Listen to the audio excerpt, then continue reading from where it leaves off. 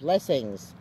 Once again, we're in a vacant lot looking to see what weeds are growing in this vacant lot, because remember, green blessings are everywhere. And indeed, we can start out right here at the front of this little section, and one of the great remedies, Hypericum perforatum, the plant that I do not leave home without, in perfect flower, just right for picking and making tincture from the fresh blossoms and oil from the fresh blossoms. So many uses for this plant. I love it. And here's another magnificent flower here. Look at this beautiful purple Loosestrife. This is a plant that when it first came in was deemed a very invasive plant, and people were out pulling it and trying to get rid of it. And now we're appreciating it more as a beautiful flower, and it actually works great as a cut flower.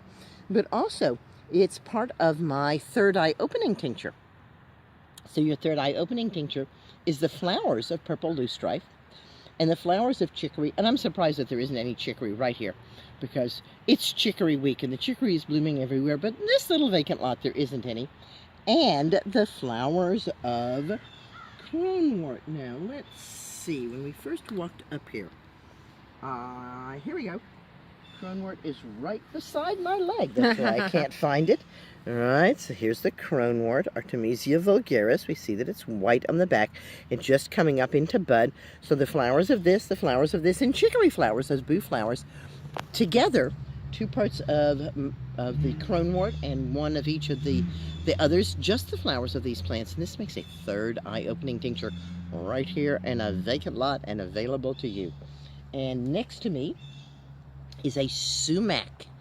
And you can you see how fuzzy this sumac is? This is called Staghorn sumac, in honor of the fuzz on the little horns of the male deer as they first come out. And this plant gets, you can see it behind me, it gets big and it gets bigger, and then has beautiful, really huge clusters of red berries. And sumac is starting to get some real attention, because those berries are incredibly high in some very special antioxidants, including the anthocyanins, those dark coloring antioxidants. But the sumac berry itself, which is used quite a lot in Mid-Eastern cuisine, has some special antioxidants of its own. We'll get you a picture of those later on, but in this little bit of vacant lot, it's not right here. What else do we have? Grapes. Grapevines. And you remember that Susan really likes this part of the grapevine as a little snack. Yummy, yummy. Crisp, crunchy, lots of vitamin C. And the grapes, of course, can be eaten, as well as the grape leaves. What else do we have blooming here? We have Queen Anne's lace.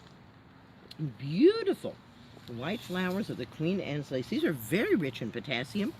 Flowers go right in our salad, as do the leaves from the Queen Anne's lace. The whole plant is completely and deliciously edible. And growing down below it is wild geranium.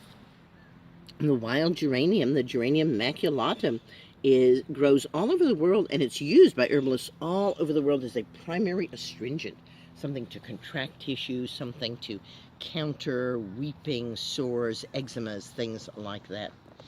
What else do we have growing here with us? We have, oh, look at this. Japanese knotweed. Where there's one, there will be more. And we'll come back in the autumn and dig the root of this and tincture it. And this is dynamite for helping people who are dealing with Lyme disease. This is one of the really strongest and most important plants if you're dealing with Lyme disease, to get this Japanese knotweed. This is going on and on. Can you believe it? We're standing in this one little section of a vacant lot, but I must point out the orange flowered jewelweed as well, which we've talked about at length before. Green blessings are everywhere around you. Find a vacant lot, take a look. Who knows what you'll find. This is Susan Weed. Green blessings.